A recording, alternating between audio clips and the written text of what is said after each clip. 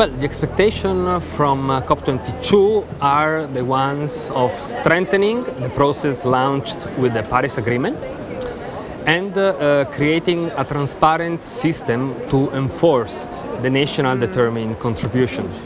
Of course, here at COP22, the big news was the election of President Trump, and the question is whether President Trump might, with his climate skepticism, derail the climate change mitigation effort of the world or not.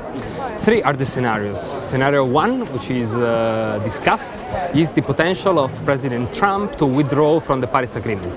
This is not possible because Article 28 of the agreement clearly says that it takes 4 years to withdraw from the agreement, and that will be at the end of the first term of President Trump. So, second scenario is the US withdrawing from the United Nations Framework Convention on Climate Change to cure, but that will be an absurd and radical political choice.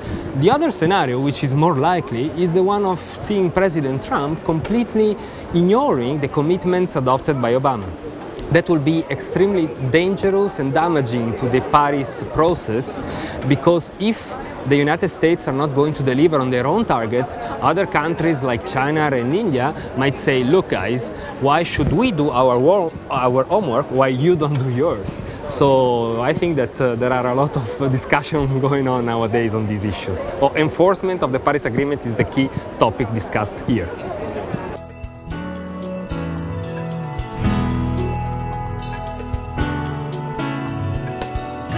Well, during the panel we discussed the experiences of Latin America and the Middle East and North Africa in deploying renewable energy, and I particularly focused on the Mediterranean region, so particularly on North Africa. Of course, the experiences are different, but as far as the MENA region is concerned, there is a consensus about the fact that renewables, wind and solar will be key to help the region to meet its fastest growing energy demand. But to do that, certain countries still need to be accompanied by, for example, public banks in order to provide securities and guarantees to secure the role of private investors in the field.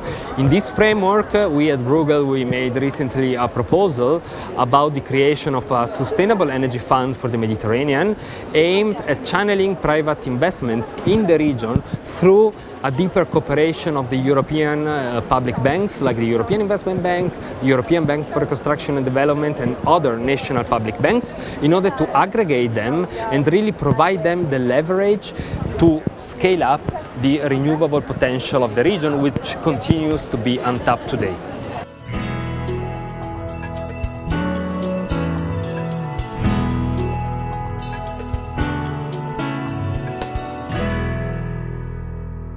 I think the key points are enhance the regulatory frameworks, and on this Morocco was described as a very good example, because Morocco is today the front runner in the MENA region about the deployment, certainly, of renewables, and this was possible because of the solid regulatory framework put in place by Morocco. So in this case, Morocco is really an example for all other countries in the MENA region.